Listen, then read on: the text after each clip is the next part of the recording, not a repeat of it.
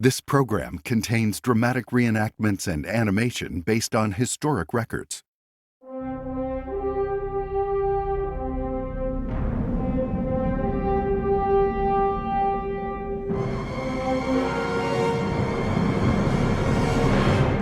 On July 20th, 1969 at 9:56 p.m. Houston time, American astronaut Neil Armstrong sets foot on the moon, bringing to an end an unprecedented scientific race between the USSR and the United States.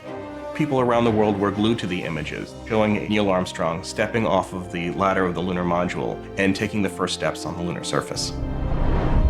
The moon landing makes the Apollo space program the most ambitious in history.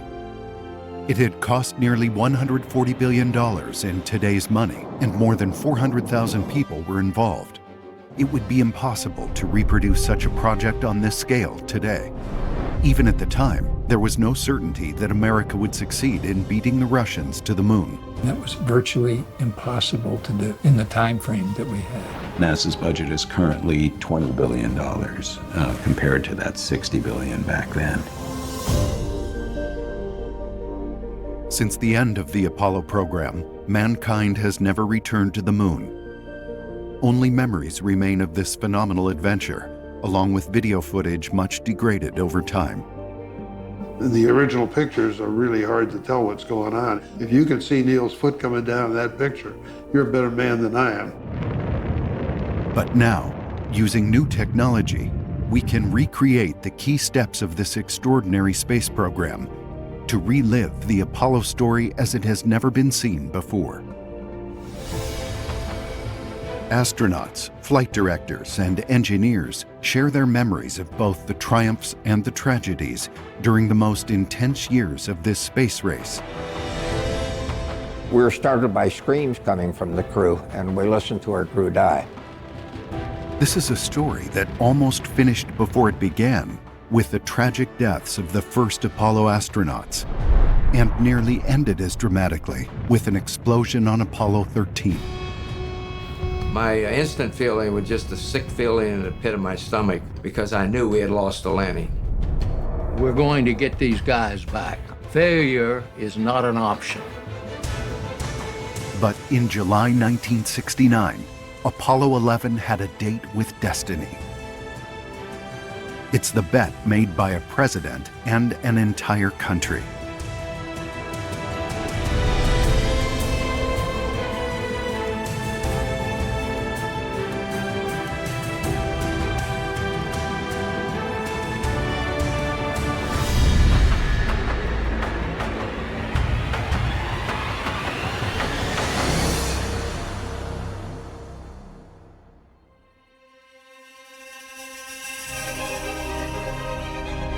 July 18, 1969, 55,000 miles from the moon.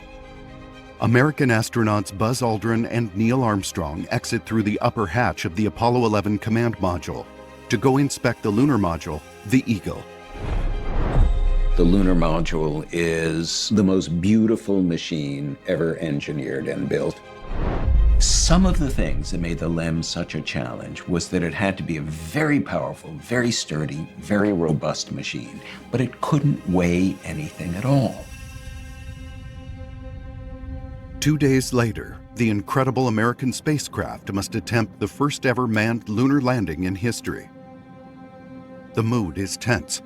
The 23-foot-high lunar model has never been fully tested in real conditions. And at Mission Control in Houston, many were preparing for the worst. I did not think we were going to make it on this mission. I figured we would land probably the fourth attempt. The United States was prepared for the eventuality that the astronauts would be lost on the surface of the moon. There's no going back. The Apollo spacecraft attached to the Eagle lunar module is hurtling toward the moon, preparing for its entry into lunar orbit. It was a journey Apollo missions 8 and 10 already made some months earlier. The difference this time, though, is huge. Apollo 11 will have to land on the moon and take off again. Everything is going as planned. but some confidential information causes alarm at NASA headquarters in Houston. At the same time that Apollo 11 was launching toward the moon, the Soviet Union was readying and even launching its own spacecraft on a similar journey. Luna 15, an unmanned Soviet probe, was launched 3 days before Apollo 11. It is already in orbit around the moon and is preparing for its lunar landing. America is not the only nation committed to conquering space.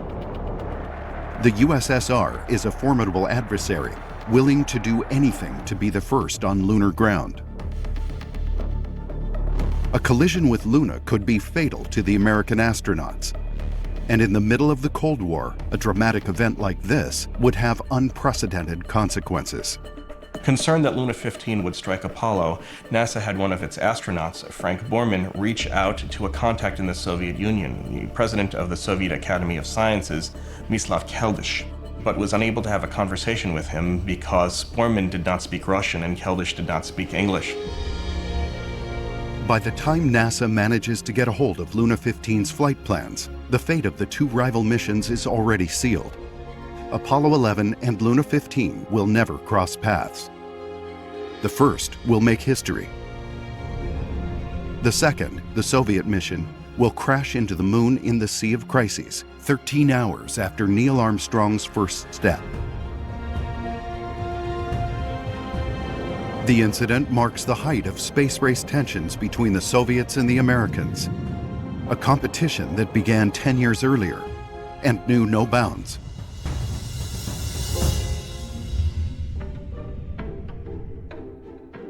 October 4th, 1957. A small probe, some 23 inches in diameter, enters orbit 590 miles above the Earth. Its name is Sputnik, and it is Russian. Its beep will taunt the United States amidst a Cold War where the scientific competition between the two world powers is in reality a military rivalry.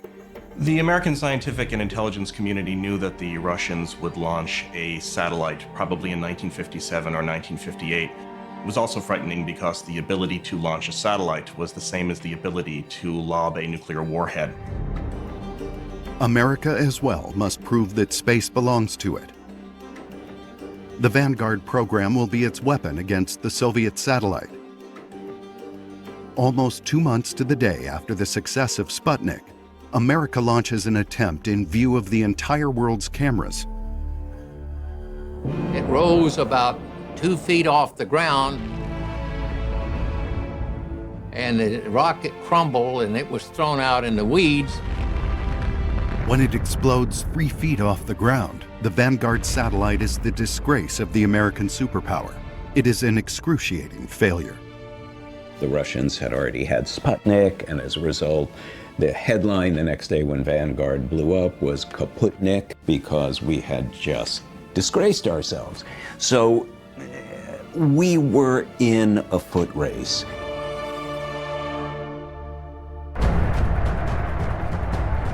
Buoyed by their success, the Soviets launched the Luna program, then accomplish a victory by sending the first man into space. Indisputably, the USSR is a pioneer. Russia had bigger rockets. Russia had more robust spacecraft. Russia had flown higher. They had flown further. Yuri Gagarin was the first human being to go to space. But the United States has a sizable advantage: money. Behind the scenes, an army of talent is making preparations at a space agency created just 3 years previously: NASA, the government agency in charge of developing and managing civil space exploration projects. John Fitzgerald Kennedy, just sworn in as president, is to be the face of this new victorious America.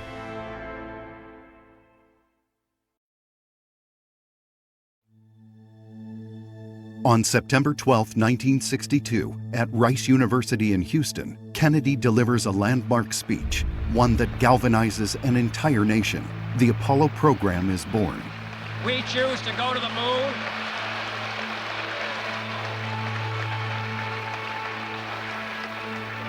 We choose to go to the moon in this decade and do the other things, not because they are easy, but because they are hard. John Kennedy spoke millions of words in his career as a public servant. But in that speech, there was one verb. It was the verb choose. It said, we choose to go to the moon. And that said something very powerful about American initiative, about America's pioneering experience. We had blown up our second Atlas rockets, and we had launched Alan Shepard, so we had a total of 20 minutes manned spaceflight experience. We'd never been to orbit, and we were challenged to go to the moon.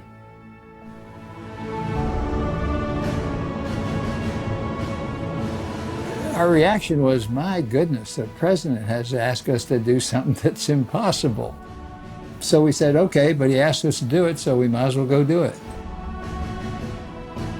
A practically impossible gamble for a program that was already colossal, and whose proposed budget was met with resistance by Kennedy. Shortly after making his challenge to land a man on the moon, President Kennedy tried to walk back from this request, arguing that perhaps a moon landing was so expensive and dangerous. Kennedy, in the end, goes as far as to declare that America will be on the moon before the end of the 60s. The president, however, won't see his dream fulfilled.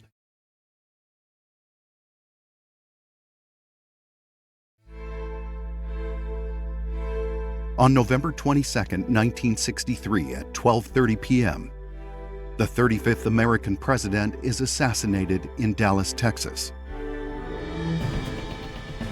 But his call to action had been heard, and across the country, tens of thousands of young people already had one dream: to be part of the adventure. I answered an ad which was simply a picture of the moon, and it said, our job is to think our way to the moon and back. When we landed on the moon, the average age in the control center of the core of people who made technical decisions was 27 years old. There was this whole generation of Kennedy's kids that wanted to be involved in science and technology on the space program, not just space, other areas too. And it happened in technology, it happened in medicine, it happened across the board because of this spirit of this is what we can do, this is what we're capable of doing.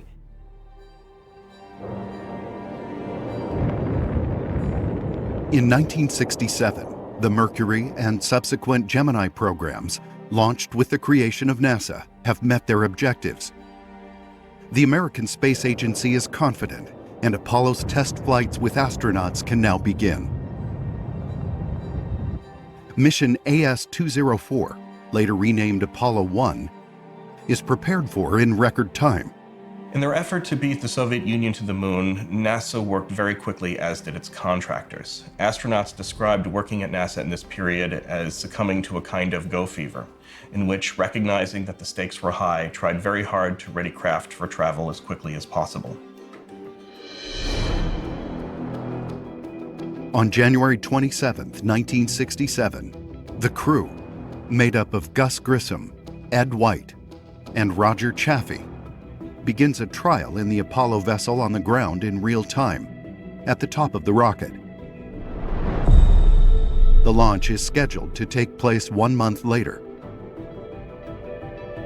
But as soon as they're enclosed in the sealed command module, the team realizes that communication with the ground teams is not going well.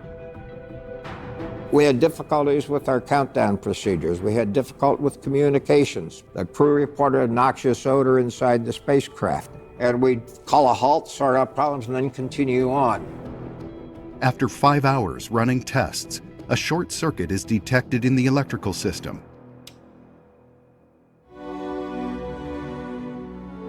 At 6:27 that evening, we again shut down the countdown before we transferred from external power on the launch pad to internal power on the spacecraft. And 4 minutes after, we were startled by screams coming from the crew, and we listened to our crew die.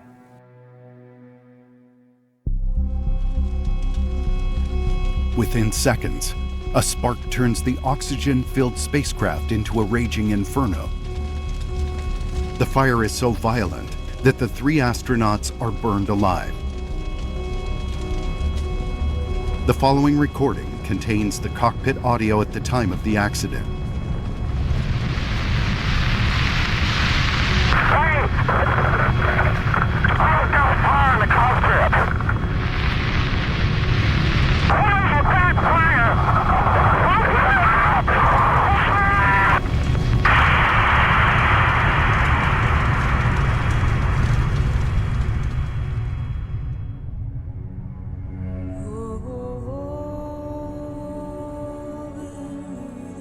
Roger Chaffee, the youngest of them, was about to turn 32.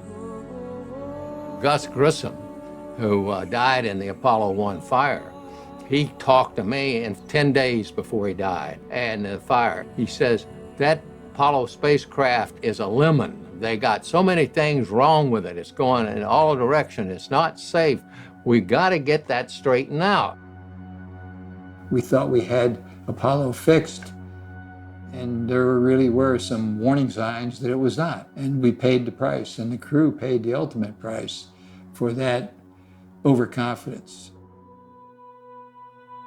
With the spacecraft's interior literally melted, it took over 2 hours to recover the bodies.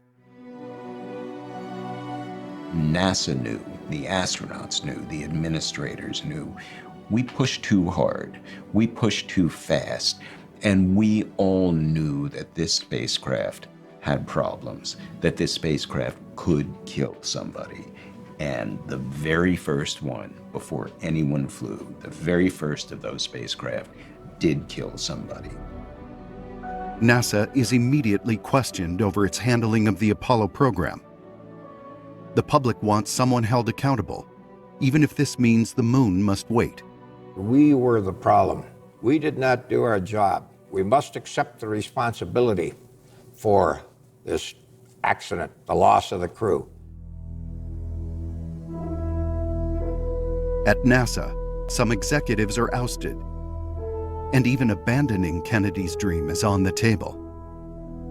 We had to convince the people of our nation, our bosses, the politicians, that we were smart enough to continue this program that would take people to the moon.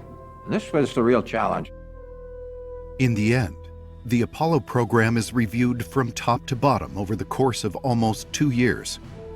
Among the details, a key component stands out: the Command and Service Module, which must take the astronauts to the moon and enable the success of a mission that no one expected to fly so soon.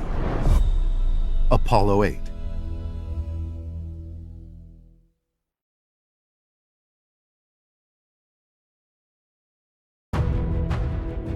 Before the Apollo 1 accident, NASA was sure that it had the most successful spaceship ever created. The CSM, or Command and Service Module, which consisted of 2 basic parts. One contained life support supplies, fuel, and the propulsion system, and the other housed the team. The Apollo spacecraft was an almost unimaginably complex collection of parts. The instrument panel of the command module itself had nearly 500 switches. Only the command module will return to Earth, but the journey will put it to the test. It is a conundrum for the company in charge of its design.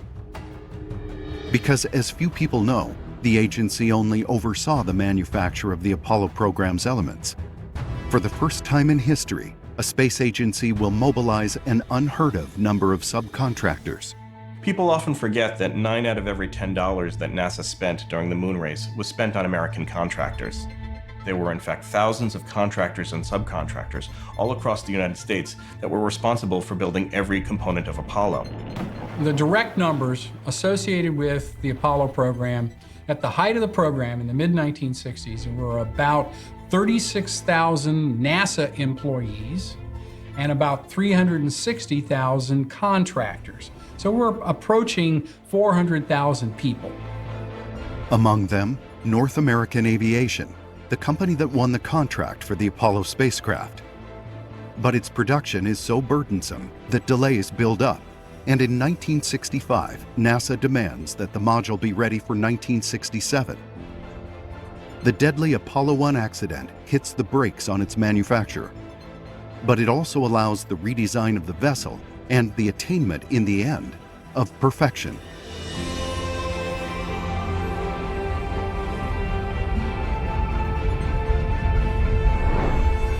The Apollo program can continue. But after several successful test missions, a piece of confidential information interrupts NASA's plans. The agency decides to take a foolhardy risk. Spring 1968. The CIA learns that the USSR is preparing to launch a manned Zond mission around the moon by the end of the year. The news is a bombshell for NASA. The Russians looked like they were making a push to send a cosmonaut to the moon in time for the anniversary in October of the Soviet Bolshevik Revolution. And the Americans were concerned that they might stick somebody on there and send them to the moon and beat us. Keep in mind that Apollo was not a program of exploration. It was a program to beat the Soviet Union. The rocket was ready, the Apollo command module was ready, but the Apollo lunar module was not. As a result, the decision was made to shuffle the test missions that were scheduled and to try to launch astronauts to the moon as quickly as possible. The lunar module, the final link in the program which must detach from the spacecraft and go down to the moon, is far from ready. It will be impossible to do a test run in space. And so, for the United States to be the first to send a crew into orbit around the moon, NASA decides to go without the lunar module and to move up its timeline. Testing must wait, and against all expectations, Apollo 8 is entrusted with a then inconceivable goal. NASA made the outrageous, improbable decision to move Apollo 9 up to Apollo 8, not to make it an Earth orbit flight, and just to say to these guys, you know our schedule? Take this ship out to the moon, orbit it 10 times, and come home. That will change our program and will change humanity. Bill Anders, slated to test the lunar module in flight, accepts the mission with James Lovell and Frank Borman. The crew was supposed to spend Christmas with family in Acapulco. Instead, they are to orbit the moon with no guarantee of success.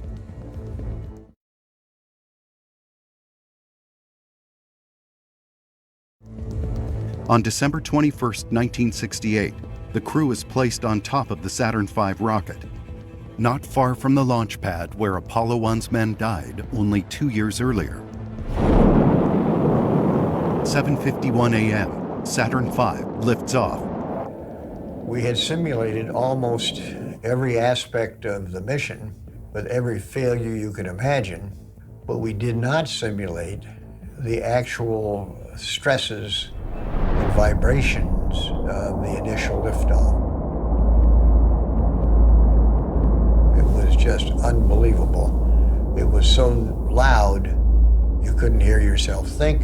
It was so violent that it just threw you around like a rat in the jaws of a terrier. But I thought to myself, my gosh, if we missed that part of the simulation, what else have we missed? That, I think, was probably the riskiest mission that we'd ever flown in the history of the Apollo program, because we were doing everything for the first time. There were all the software on board the spacecraft and in mission control. All the techniques that we used for navigation had to be essentially proven.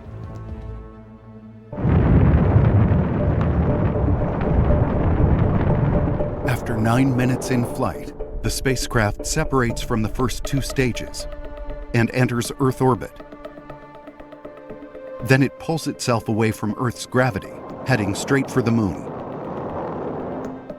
After 25 hours in flight, Houston's Capcom, responsible for communicating with the crew, read the newspaper headlines to the astronauts as they experienced life in zero gravity. When I got out of my seat, I wanted to see how zero gravity felt. But even as the astronauts enjoy the pleasures of space, on the ground, the engineers are very concerned. Apollo 8 still has a critical moment in store for the crew. On Apollo 8, for the first time, a spacecraft is going to go behind the moon. Since there's no satellite beyond the moon to transmit communications, communication is cut off, as the moon becomes essentially a shield. The astronauts never speak openly about their fears. For 32 minutes, the 3 men will be cut off from the world and left on their own in space. But what if things don't go as planned? Apollo 8 was everything. I mean, oh my God, what if something goes wrong? So we're going to the moon for the first time with humans. It's like anything you're doing for the first time. You're worried about every step of the way, not just this one or this one. That's the case here. We worried about all of it. There's a pilot's code. If any of the other guys had had a moment of crisis or panic, they wouldn't talk about it. And they never will talk about it.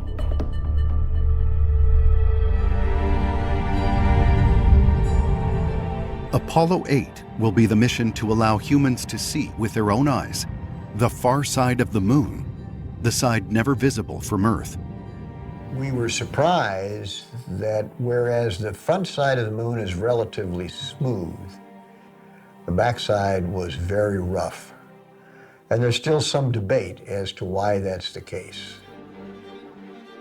Lovell and Anders are so captivated when they see the far side of the moon that Borman has to remind them to focus on an extremely delicate maneuver. In the flight's 69th hour, the spacecraft must enter lunar orbit. To do this, the engines will be turned back on for a little over 4 minutes. The lunar orbit insertion maneuver was a very dangerous event. If we burned too long, we would crash into the moon before we came out on the other side.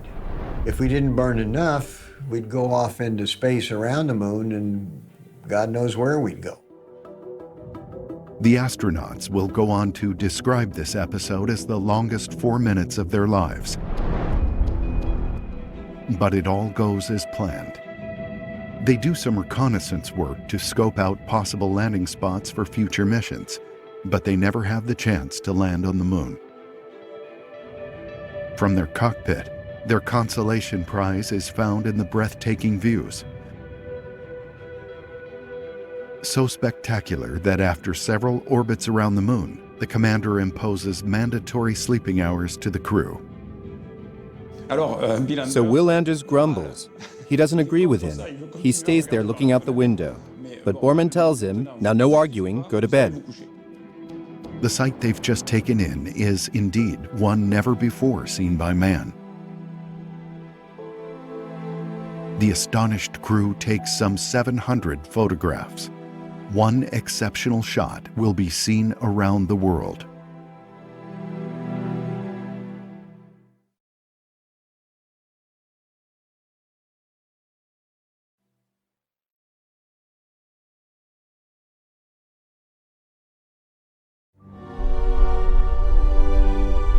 During their fourth trip around the moon, the astronauts of Apollo 8 happen upon an overwhelming sight, an Earthrise.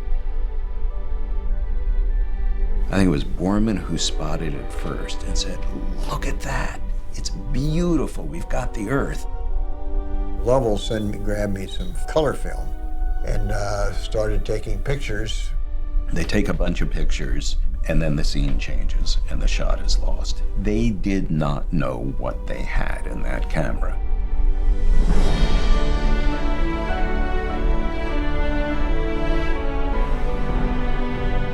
One of these photographs, said to be taken by Bill Anders, will become an iconic image. And yet, some historians can't say conclusively who the photographer was.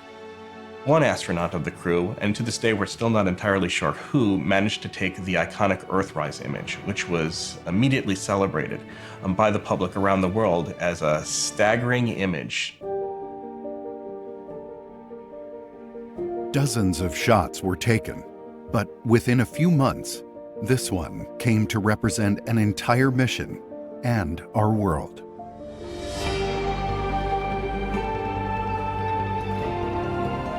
It did show, obviously, the whole Earth with a small halo around it that represents our atmosphere, and a rather beautiful body compared to looking at the moon. When you look at that fragile sphere, where all of human history has taken place, where horrors have played out and where great acts of kindness and love have played out, it's all on that ball, and we must tend to it or we will break it.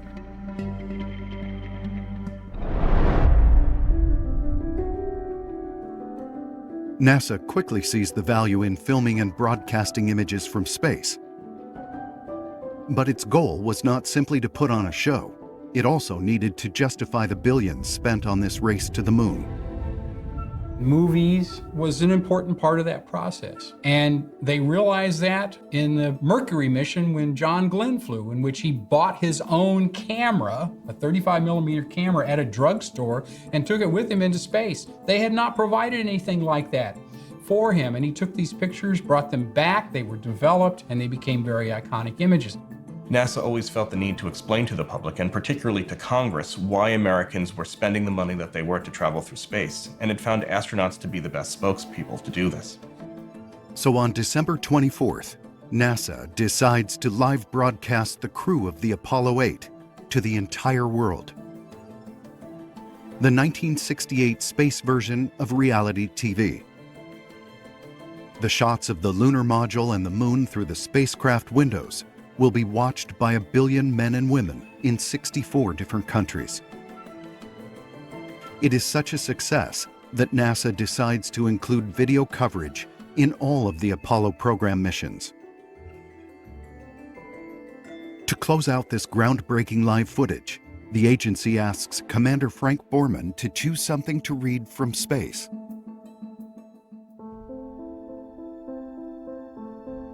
And from the crew of Apollo 8, we close with good night, good luck, a Merry Christmas, and God bless all of you on the good earth. Frank Borman still laughs about this. He was told, 1 billion people are going to watch this. That's 1/3 of every human being on the planet is going to be watching you. It will be the largest television audience for a single event in history. You guys have to figure out something to say. Borman will think long and hard without finding inspiration. In the end, his wife will be the one to give him the idea of a text no one had considered. He was in his kitchen at about 4 in the morning, and his wife came in and said, "It's going to be Christmas Eve. What about Genesis?" And he said, "Perfect." In the beginning, God created the heaven and the earth, and the earth was without form and void, and darkness was upon the face of the deep. This reading of Genesis from space would go down in history. A moment of grace that would almost erase an unknown episode during Apollo 8, one that could have put a premature end to the mission.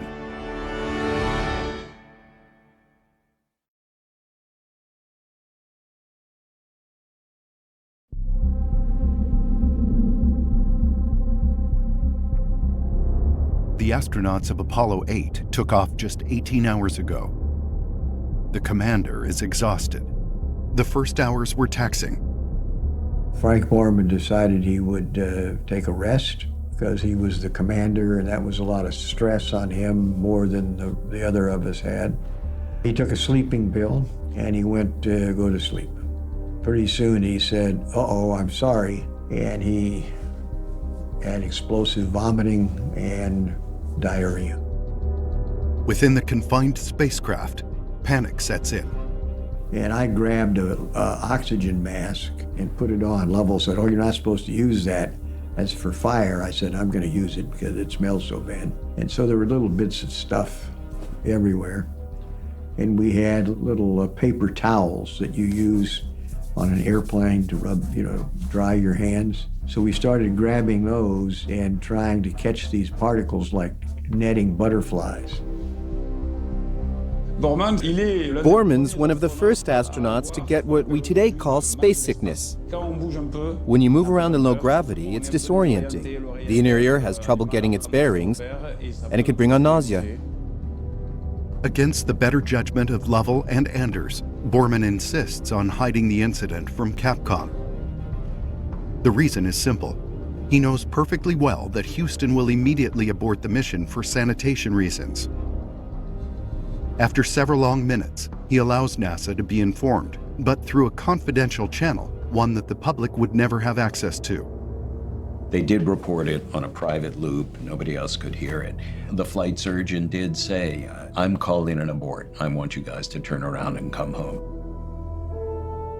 And the fact was, within 24 hours, as often happens with motion sickness, he had acclimated.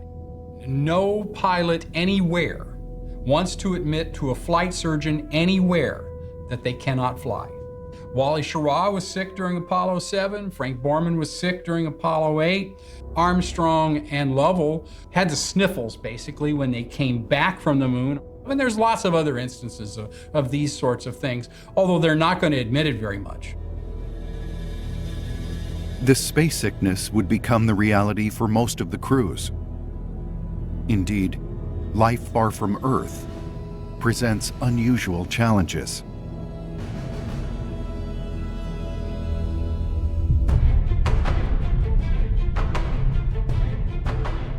For the Apollo 8 crew, on December 25th, it is now time to initiate the return to Earth, one of the most intricate stages of the mission. After circling the moon 10 times, the astronauts must turn the engine back on to pull out of lunar orbit. If they fail, Apollo 8 will become a permanent lunar satellite, with the 3 astronauts' corpses floating inside. The engine works perfectly, launching Apollo 8 back toward Earth. When you're coming at that speed, the temperature buildup is sufficient to melt iron very, very high. It's like a fire, and it interferes with all the communications. All that gas is coming around it, and so you can't talk during re-entry at all. The spacecraft then jettisons the service module, which will burn out in the atmosphere. The command module and its crew will head straight into the Pacific Ocean. In low Earth orbit, you're moving at about 5 miles per second, 17,000 miles per hour. When you come back from the moon, you're doing about 7 miles per second. So that's more than a third faster than the speeds encountered in low Earth orbit. If you imagine the Earth as a big ball with some atmosphere around it, and the spacecraft is coming back from the moon toward the Earth, the only thing that will slow it down is the Earth's atmosphere itself. Too shallow, you went too far. Too steep, you went too deep. And it was about I think, 1.5 degrees difference. That's it. The definitive critical element, of course, is the opening of the parachutes. There have been cases in the history of space exploration where this didn't go well. For example, the first Soyuz flight, Soyuz 1 with Russian astronaut Vladimir Komarov. The parachute didn't open, so the spacecraft crashed, and the astronaut died.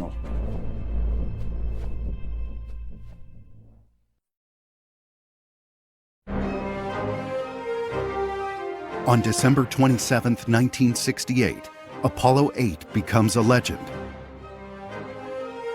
And Frank Borman, James Lovell, and Bill Anders become national heroes. When Apollo 8 was launched, the moon was very new. It was just a thin crescent. So even today, if I look up at the moon during that time of the month, I get a little bit of the hair on the back of my neck stands up. It reminds me that we actually went there. Riding high on this success, NASA decides it is ready to land on the moon, following 2 other tests. The agency then schedules 12 more missions through Apollo 20 to send 20 astronauts in total to the moon. But the story doesn't go exactly as planned.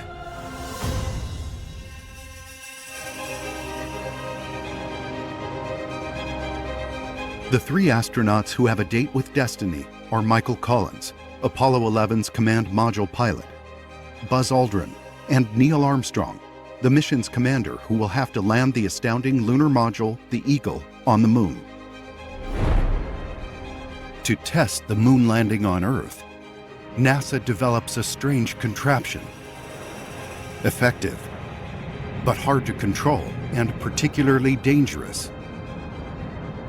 They had to create a pretty unique spacecraft that would fly in the Earth's atmosphere so they could test it on Earth, but one that would also recreate the sensations and the reactions it would have during a lunar approach.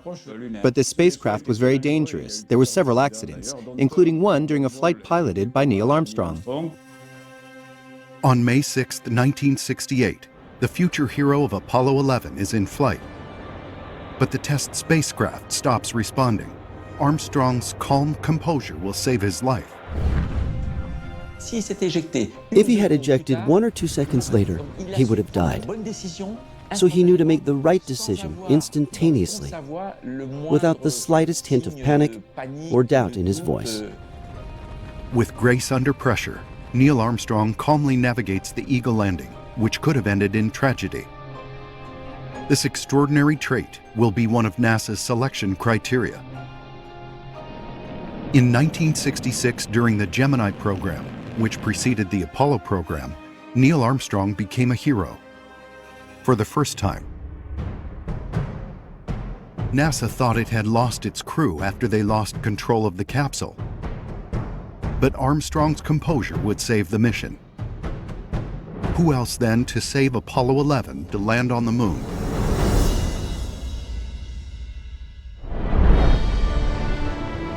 July 20th, 1969. Neil Armstrong and Buzz Aldrin have just landed the Eagle on the moon. I was sitting there, but I wasn't touching anything. My feet were not touching the floor. My backside was not touching the chair, and neither were my arms touching the armrest. I felt like I was levitating over the chair. 500 million people worldwide have front row seats to the show, thanks to satellite broadcasting. The whole world holds its breath. People around the world were glued to the images, haunting black and white images transmitted by radio signal to a variety of antennas and then rebroadcast around the world, showing a ghostly form, Neil Armstrong, stepping off of the ladder of the lunar module and taking the first steps on the lunar surface. My parents came to wake my sister, my twin brother, and me, and they sat us down in front of the television that they had bought just for this a few weeks earlier.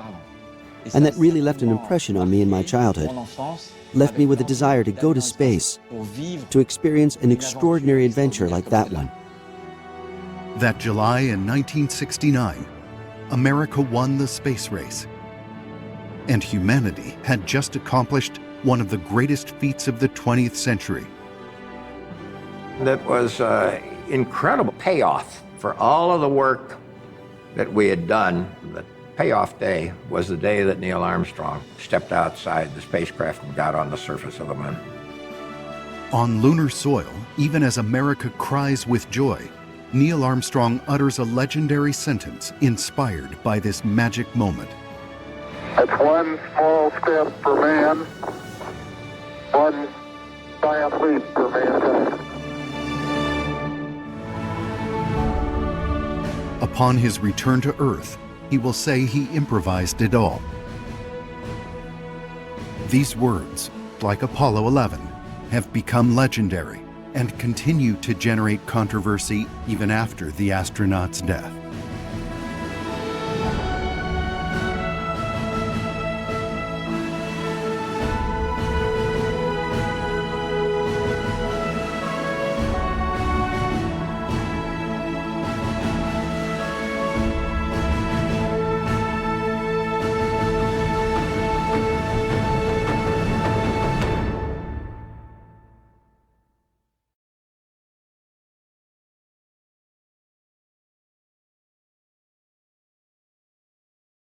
This program contains dramatic reenactments and animation based on historic records.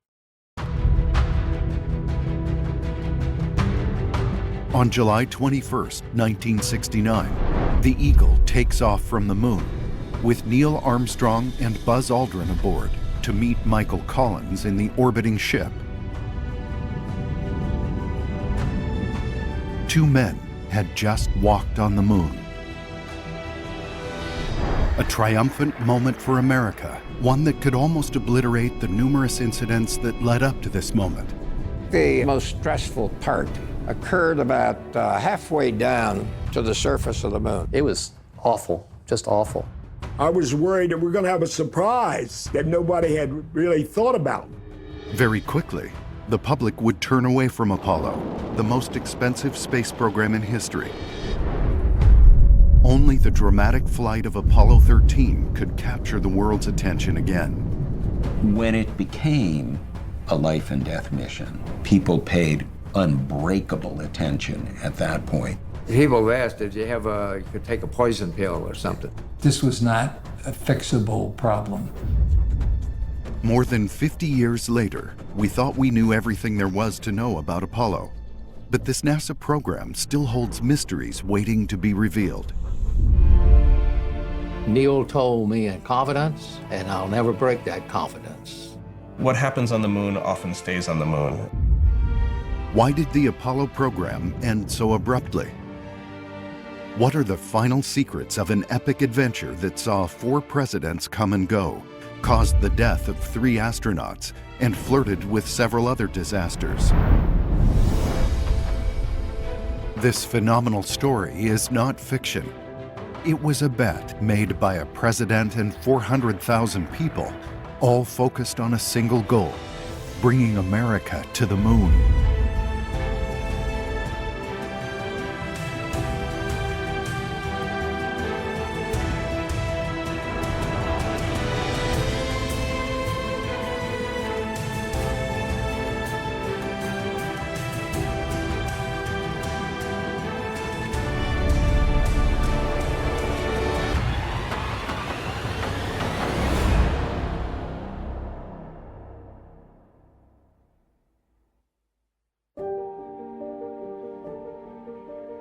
Before leaving the moon, where they'd spent more than 21 hours, Neil Armstrong and Buzz Aldrin tossed a package out the door of the lunar module, which was still open.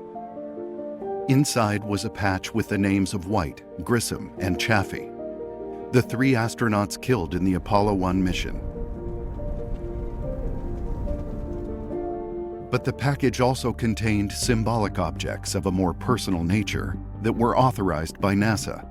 We were allowed to carry this PPK, or personal preference kit. It had to be very small, limited in weight. It was vacuum packed. What I had done, and most did, was you canvassed family members, friends, to what you might carry for them. Neil Armstrong's kit, though, wasn't detailed in any mission reports. It may have included a personal item in memory of his daughter Karen, passed away at 2.5 years old. Neil had lost a little girl, and he called her Muffy. Well, one of the craters on the moon that he walked over to he called it a baby crater, and he named it Muffy's Crater. He also left something of Muffy's on the moon. I know what it is, but I have never shared that with anyone, because Neil told me in confidence, and I'll never break that confidence. Very few people know what Neil Armstrong left on the moon for his daughter Muffy.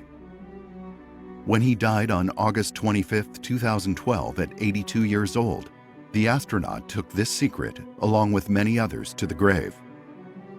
Right or wrong, these secrets continue adding to the legend that began almost 45 years earlier, in the middle of July.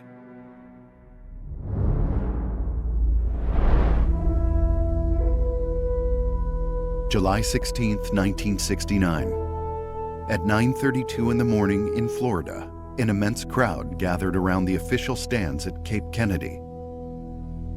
Some camped on site so as not to miss the event. You had over 1 million people that had surrounded the Cape. They couldn't cram in anymore, clogging the roads and everything. 3,500 journalists traveled from 55 countries to witness one event: the liftoff of the Saturn V rocket destined to bring 3 men to the moon. At the top of the rocket, more than 300 feet in the air, seated on the equivalent of 540 tons of TNT, 3 astronauts await the countdown. The crew was in a tiny cabin all the way at the very top. In other words, just 1% of all that lifted off was actually used for the mission to the moon and back. Outside of the atomic bomb, at the moment when it lifted off, the Saturn V rocket made the loudest sound ever recorded by a man-made object. At the time of the Apollo 4 launch in 1967, the vibrations were so strong that 3 miles away, the ceiling tiles in the press area fell down, and the windows vibrated.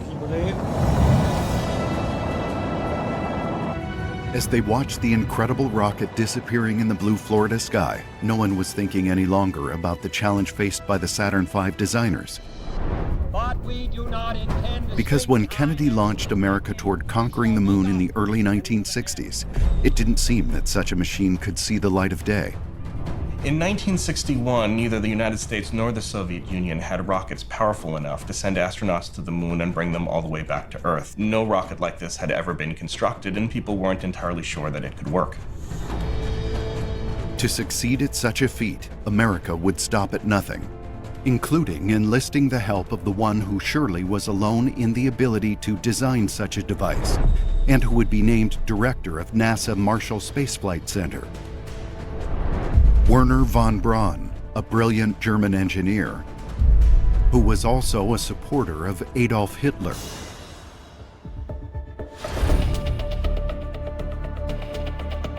Wernher von Braun is a complicated historical figure. He was a Nazi. The people who came over with him all worked for the Nazi cause. They knew a lot about building rockets. They'd built the V-2 in World War II. That's the first ballistic missile that had any capability. Wernher von Braun put his skills at NASA's disposal, just as he had several years earlier for the Nazi dictatorship. But without him, America would certainly never have been able to develop the most powerful rocket in history and beat the Soviets. The result was mind-boggling. Saturn V was 363 feet tall with the command and service module and 33 feet wide. The Saturn V was a monster of a rocket. No launch vehicle since the Apollo moon landings has equaled the power and capability of the Saturn V. When the final stage of the rocket left terrestrial orbit to go to the moon, the crew had to manage a very delicate procedure. The command and service module made a 180-degree rotation while in space and redocked with the Eagle, the lunar module, so it would be pointed ahead.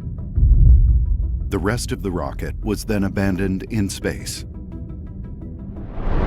Then, the most crucial steps of Apollo 11 began.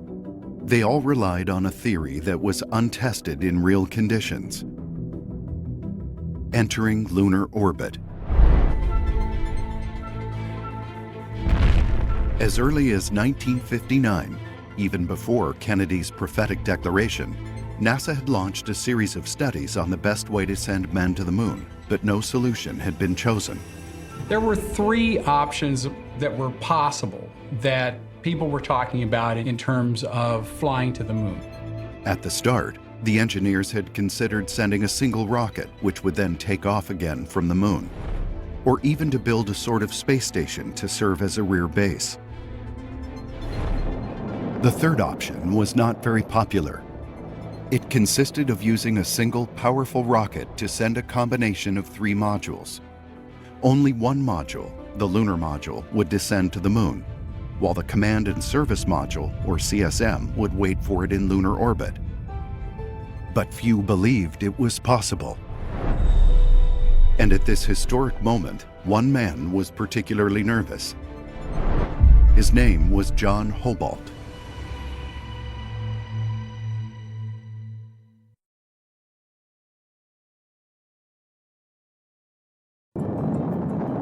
Among the techniques that could send a man to the moon, the option of a single rocket propelling 3 modules to the destination was far from a unanimous choice. It would take one man's perseverance to bring this vision to life. John Hobalt, who was only one of many engineers who was thinking about these possibilities, decided to take it upon himself to carry that word forward to the NASA leadership in Washington, D.C., which he did in 1961. Lunar orbit rendezvous was more complex in terms of moving parts, but it was the kind of complexity that could be worked out with just smart rendezvous and smart trajectory techniques.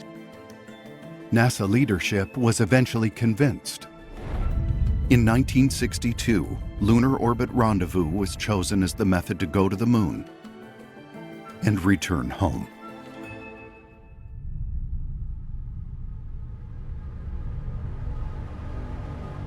On July 20th, after 13 orbits of the moon to prepare for landing, the Eagle, with Neil Armstrong and Buzz Aldrin inside, prepared to disengage from the command module, piloted by Michael Collins. For the first time in history, 2 astronauts approached the moon to stand there. In Houston, in the control room, the engineers hold their breath. Once the lunar module had separated from the command module, you could see the energy. They were ready to go down to the surface of the moon. When the lunar module began its propelled descent to the moon, Armstrong and Aldrin again felt gravity on their bodies. They knew then that the moon was close enough to exert its power of attraction. Neil Armstrong spotted the landing site, and everything was going according to plan.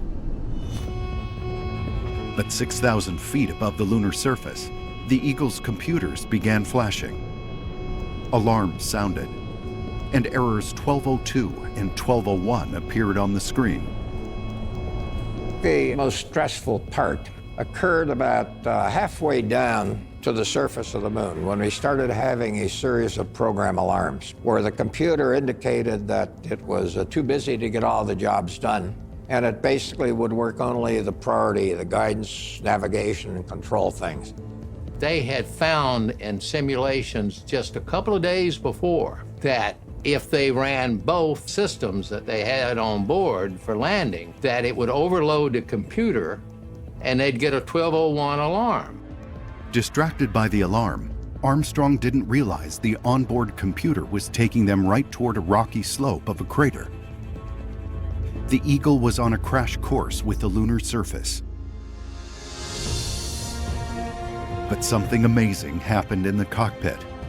With tremendous calm, Neil Armstrong switches to manual mode and gives the mission everything he's got. We are trained to be what they call problem solvers in English, and Neil Armstrong had this mentality. The fuel reserves were running out. A site had to be found immediately. There were only 60 seconds left. They had about 3% of their fuel left when they landed. If they had gone a few more seconds, they probably would have been forced to abort. Unlike your car, when you're on empty, you know, I bet I can squeeze 10 more miles out of this baby, just enough time to get off the road and get to a gas station.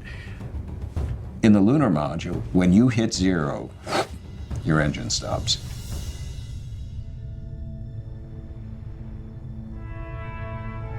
With the lunar module's rocket fuel almost completely spent, Armstrong manages to land in the Sea of Tranquility. It is Sunday, July 20th, 1969, at 3:17 p.m. and 39 seconds Houston time. He touches down so gently that Buzz Aldrin had to look at the control display. Time stands still. It is then that Neil Armstrong broke the silence with a sentence we would never forget. Houston, Tranquility Base here. The Eagle has landed. Capcom Charlie Duke had to raise his voice to reply amid the applause and shouting in the Houston control room. Without Neil Armstrong's calm under pressure, Apollo 11 would have surely met a different end. And behind his surprising personality, NASA knew early on that in this discreet man was the stuff heroes are made of. The thing that was a little frustrating with Neil Armstrong was that when you asked him how was it on the moon, his classic response was, I was just doing my job. He was extremely self-contained, and it was hard for people to get close to him. And like many astronauts, his first marriage failed. And I think one of the reasons was he was a person who was so hard to reach. Besides the crew, there was another key element of the mission's success: The Lunar Module, or LEM. An unprecedented machine, incredibly complicated to build.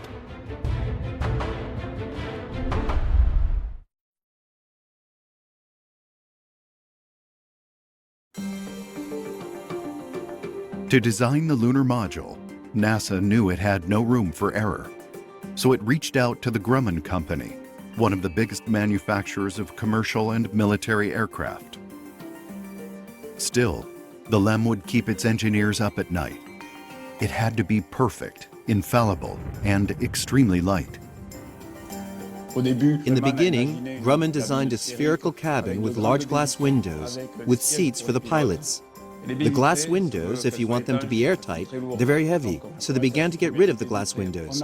Obviously, they also removed the pilot seats. When Grumman won the NASA bidding process in 1962, at the time, the $350 million budget was to enable it to develop a comfortable module, designed to fly only in the vacuum of space, unlike the command module. The skin of the lunar module was only about as thick as 3 layers of aluminum foil. If astronauts weren't careful, they could kick through the walls of it with their boots. They were able to sleep inside it when they were on the moon with hammocks. It's not the Ritz in terms of hotels, but it was roomy enough, so to speak. By the end of 1964, the lunar module plans were finally ready, and Grumman manufactured many prototypes. Then, a first version of the final module was delivered to NASA. If the agency hadn't run extra tests, Apollo 11 would never have reached the moon. The proposed module was shoddy and rushed, and the trials were catastrophic. When the lunar module was delivered to NASA, it had enormous flaws. In particular, there were many leaks in the reservoirs and the piping that carried the fuel. It was like a sieve. The missions preceding Apollo 11 allowed for the lunar module to be finalized. Its cost would exceed all of NASA's estimates, $13 million at that time, or more than $93 million today. Still, one essential element could never be tested in real conditions: the ascent engine that the upper stage would use to leave the moon. If it started, the mission would be successful, but there was no second chance in case of failure.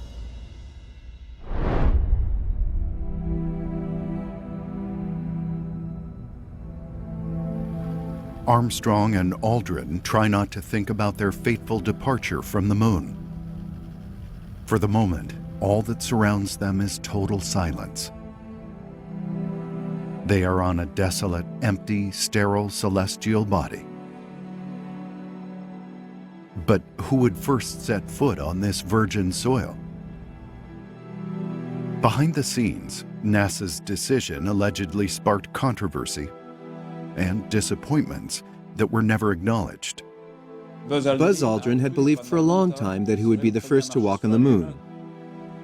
I think that this incident was poorly managed by Deke Slayton, the head of the astronauts at the time, who left a gigantic ambiguity even though everyone wanted to know.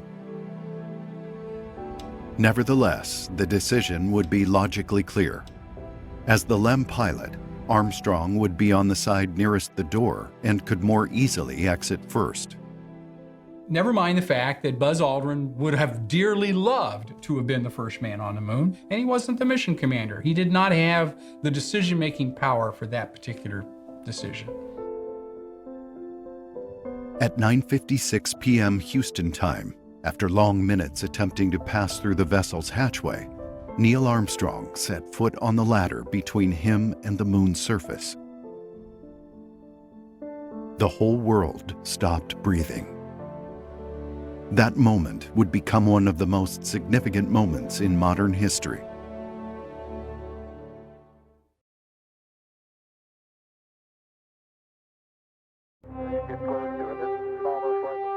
On black and white televisions, the image transmitted by the LEM camera was mediocre, but it was enough to unite the entire world. The original pictures are really hard to tell what's going on. If you can see Neil's foot coming down in that picture, you're a better man than I am. Armstrong let himself drop to the ground and pronounce the words that would become etched in the stones of history. It's one small step for man, one giant leap for mankind. Were these words premeditated or simply improvised? Until his death in 2012, Armstrong told the same story. The words came to him once he was on the moon, not before. And yet, after the astronaut's death, some accounts emerged suggesting he prepared his statements in advance. He told me, he says, I don't want to say we beat the Russians. I don't want to say America did it. I want mankind did it. His brother says, don't tell Mama. Let her be surprised. Very, very fine grained as you get close to it. From that first step, all the words and all the actions were transmitted live. Neil Armstrong began to methodically photograph the moon. After 19 minutes, Buzz Aldrin finally exited the spacecraft. Buzz steps out onto the porch on the lander to go down, and so he says to Neil, I'm getting ready to close the door, and Neil says, okay, but don't lock it. If they'd locked themselves outside, then you'd have had a problem, you know. Yeah. Before emerging onto the moon, Buzz did a few tests with the ladder and let himself jump to the ground. The two astronauts then had to follow the checklist sewn to the sleeves of their suits. The extravehicular activity, or EVA, goes perfectly. On the ground, though, tensions remain high. The astronauts' survival now depends on one element: their spacesuits. Many people think it's just an airtight envelope, but it's much more than that. Inside, there's a system controlling pressure, temperature, the composition of the interior atmosphere. Essentially, it's a spacecraft in its own right. An unprecedented technical feat, the Apollo spacesuit would require 5 years of development. Each model would cost over $100,000, but the manufacturer had free rein. We had almost no limits, and they had spent a lot of money getting those hard suits developed. Made of 25 layers, the suit would have to protect the astronauts from meteorites and extreme temperature changes. But before Apollo 11, the suit had never been tested in real conditions. I was worried that we're going to have a surprise that nobody had really thought about. And no surprises. Everything was exactly like we figured. The Apollo 11 mission included many symbolic steps, among them the placement of the American flag. Contrary to legend, NASA hesitated for a long time before deciding to send up such a symbol. In fact, the Stars and Stripes were only put on board the LEM a short time before takeoff, so that it would fly even though there was no atmosphere. A supportive rod was added. At the moment when Armstrong and Aldrin placed the American flag, it was ultimately the symbol of success. At that moment, although the astronauts were describing everything they were doing, everything they were going to do, there's not another word. There's total silence. It lasts maybe 10 minutes, which is extremely long. A moment of silence or of doubt? No one can say. The only certainty is that the image of Buzz Aldrin posing proudly before his flag was seen around the world.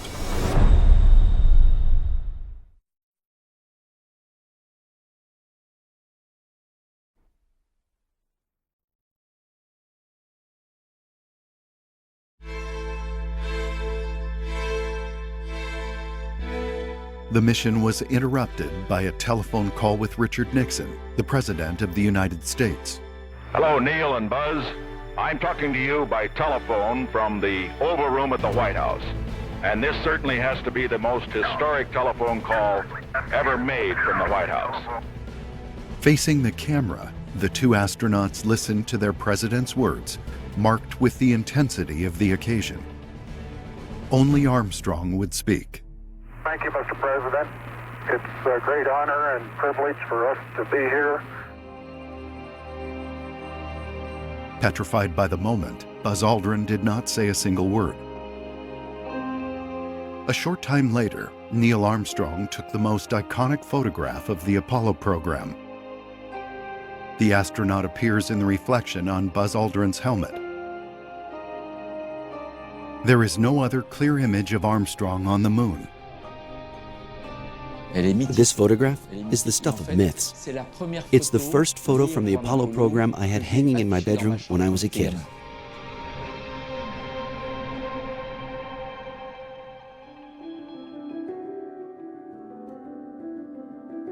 The two astronauts had been outside the lunar module for 2 hours, and they already had to go back in. When the science people first learned that we were only going to do a 2-hour EVA, they were very upset with that. They wanted to do lots of stuff. Armstrong and Aldrin didn't walk on the moon. They had a quick shuffle on the moon. Only Armstrong, at the end of his outing, ventured further, but he was seen to disappear. He took a photo of the landing site from far away, and no one knew until seeing that photo after he returned that he'd made it that far. Neil Armstrong and Buzz Aldrin would also take with them the first array of lunar samples. Nearly 50 pounds on this first mission, and nearly 900 pounds in total by the end of the Apollo program. When Neil Armstrong and Buzz Aldrin brought back the containers of rocks that they collected, these were distributed to hundreds of laboratories around the Earth, Europe, Asia, United States. And so we were able to date those rocks and see that they were over 3 billion years old, really, really ancient. Before leaving, Buzz Aldrin took one last photograph. His footprints left on the gray, dusty soil.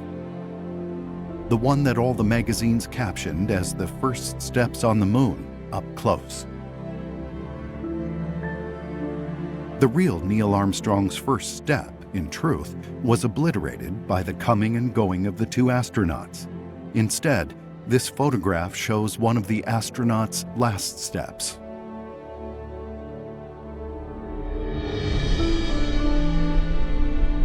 The astronauts, in turn, grabbed hold of the ladder that separated them from the upper stage of the LEM. The mission was filmed from start to finish. And yet, some moments still raise questions until very recently, such as whether Neil Armstrong left something on the moon for his deceased daughter. What happens on the moon often stays on the moon, and to this day we're not exactly sure what the astronauts did, what they left, and what they took with them.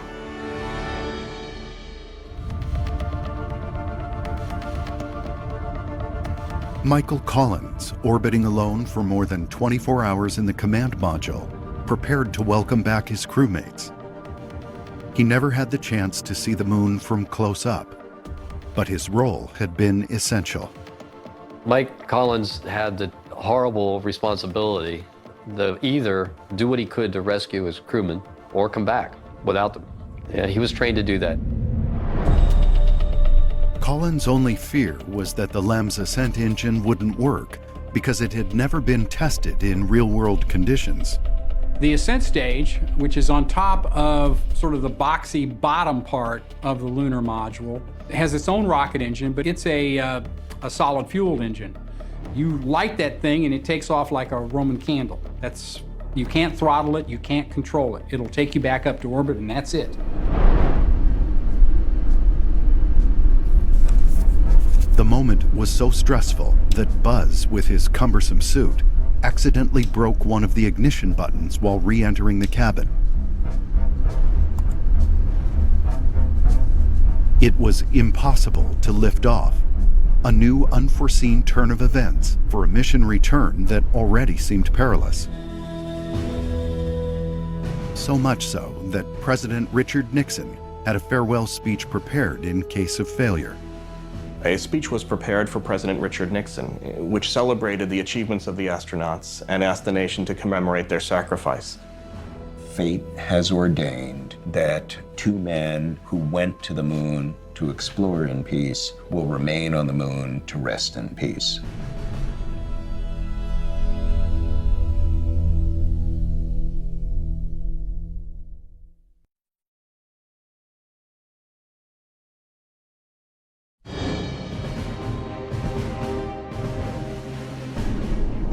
If Buzz Aldrin hadn't had the ingenious idea of using a basic pen to press down on the broken button, Nixon might have had to give his pre-prepared mournful speech, and the Eagle would never have taken off from the moon.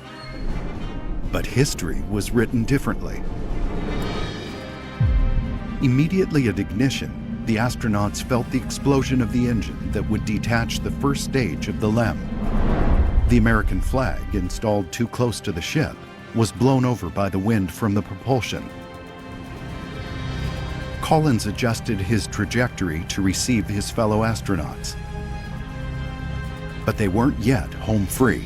Now they would have to navigate entry into Earth's atmosphere.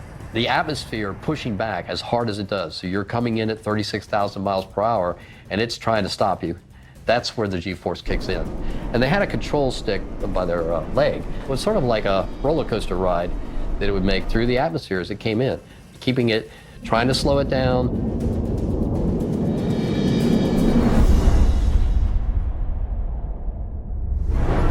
On July 24, 1969, almost 200 hours after liftoff, the Apollo 11 capsule plunged into the Pacific. The spacecraft was swabbed with disinfectant, and the astronauts were placed into quarantine as soon as they came back. And these samples were analyzed, and of course, it soon became clear that there was no chance of contamination from life brought back from the moon.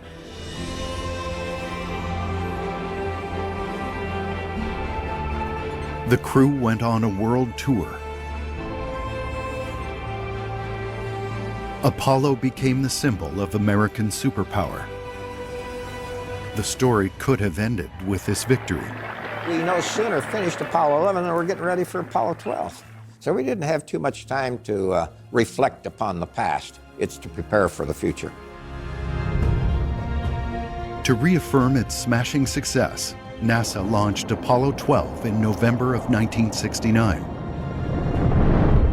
The mission was a success, bolstered by 2 extravehicular activities and more than 31 hours spent on the lunar surface. And yet, the public wasn't watching anymore. Kennedy's challenge had been met. The feat was immense, but the agency still decided to continue with Apollo 13, one mission too many. The country had lost interest. When it became a life and death mission, people paid close, unbreakable attention at that point.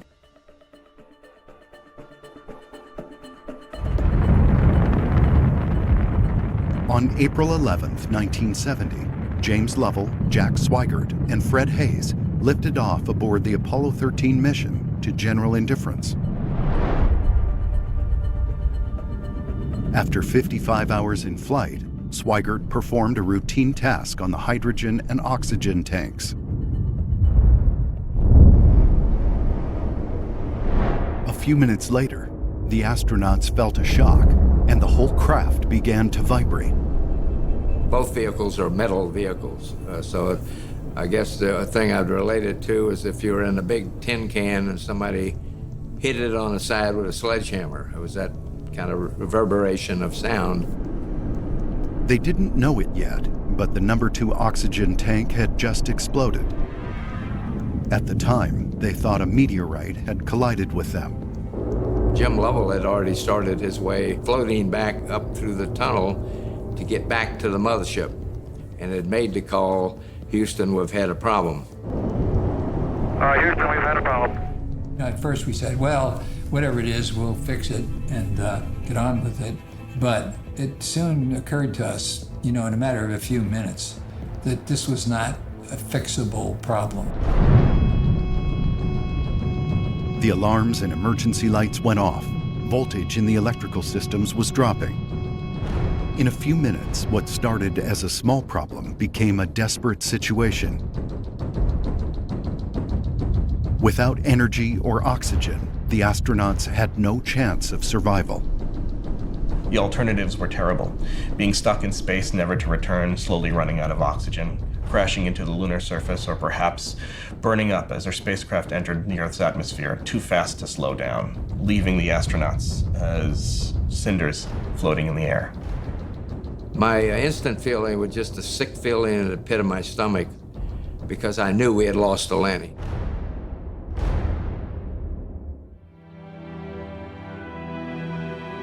On Earth, some 200,000 miles away from the crew, panic ensues. Houston has already canceled the Apollo 13 mission and is now trying to save its 3 men. Flight Director Gene Kranz looked at everybody. He says, "We're going to get these guys back. Failure is not an option." Kranz had said everybody to shut up, basically. He didn't say it that way. But basically, everybody knew not to say anything. The only communication that would be going on would either be something wrong, or a call out on fuel, or a call out from the crew. Gene Kranz then decided to use an untried method. To avoid exhausting reserves and save time, he asked the crew to cut all electrical systems. It was a decision with heavy consequences. It's sort of like the lights in your home. You want to conserve electricity, you turn them all off but one. And that's basically what we did. Lunar module likely went down to about mid-30s Fahrenheit, but we did not have adequate clothing for that situation. We ended up putting on all our spare underwear, ended up with 3 sets on, so that was the best we could do. As the command module continued to lose its oxygen, Houston made a choice that was surely the only option for survival. The crew abandoned the command module and entered Aquarius, the lunar module, which had not suffered damage. Designed for only 2 men, the lunar module would have to save 3. The public, no longer interested in Apollo, suddenly had great concern for this catastrophic scenario. Suddenly we cared about these men, and we cared about their children, and we cared about their wives, and we loved them in the way you can love a public figure and want them to come home. But inside Aquarius, the crew was on the verge of suffocating. The lunar module in which the 3 astronauts had to spend their time was not designed to hold 3 people, and very quickly the atmosphere became poisoned with the carbon dioxide that the astronauts would exhale.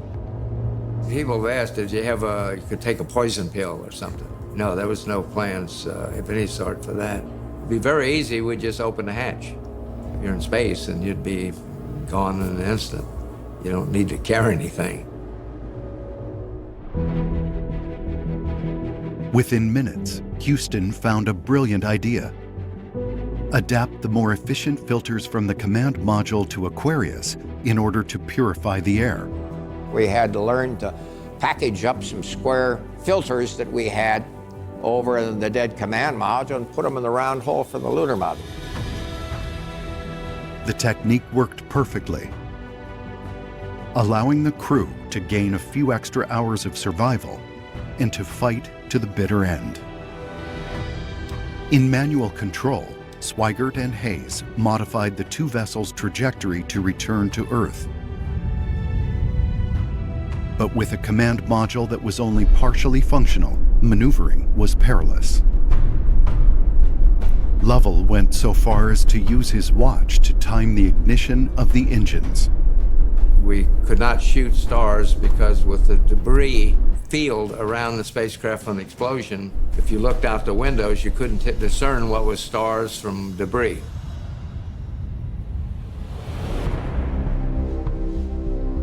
For more than 5 minutes, radio communications were cut. It was impossible for Houston to know if the crew had taken the correct trajectory. The tension was unbearable. It was awful, just awful. And so when they came back online and after 5 minutes and said, you know, Apollo 13 here, we read you, it's like, what in the world happened? It was like this miracle. On April 17, 1970, Apollo 13 landed successfully in the Pacific. The incredible adventure would be followed by the entire world.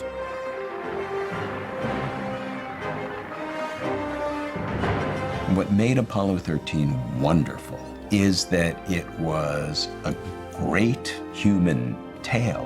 If it hadn't happened in real life, somebody would have wanted to write it as a great work of fiction, a great human tale of ingenuity and survival.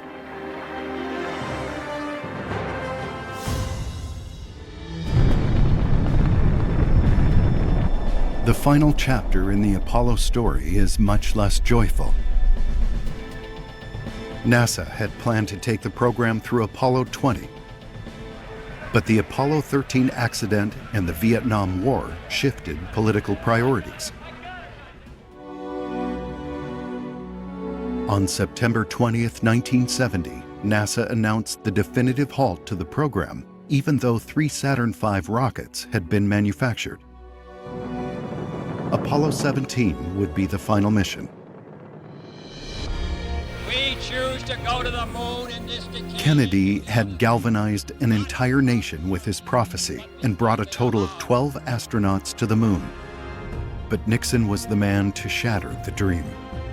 The president said, this may be the last time in this century. And we thought, good Lord, we've worked so hard, we've got to the moon, we've done all these things here, and now we're not going back. We're giving up the high ground. Nixon openly predicted that before the end of the 20th century, we wouldn't return to the moon. He was right. Even now, as of the early 21st century, no one has returned. Never has the American Space Agency experienced the level of frenetic energy it did during the decade of Apollo. The scientific and political consequences of the program have been significant. But after a feat of this magnitude, what might the future hold? There's also a lot of people who are anxious about what's new, what's on the horizon, what are we going to do next? The moon hasn't been visited in the last half-century. Funding has been reduced substantially, but scientists are still dreaming of the next phase, millions of miles from the cradle of humanity, Earth. NASA's budget is currently $20 billion compared to that $60 billion back then. And we want to go to Mars. We can always do better than we think. Look at Apollo. I mean, that was virtually impossible to do in the time frame that we had. Virtually impossible. And yet it got done. That's a good way to think about it.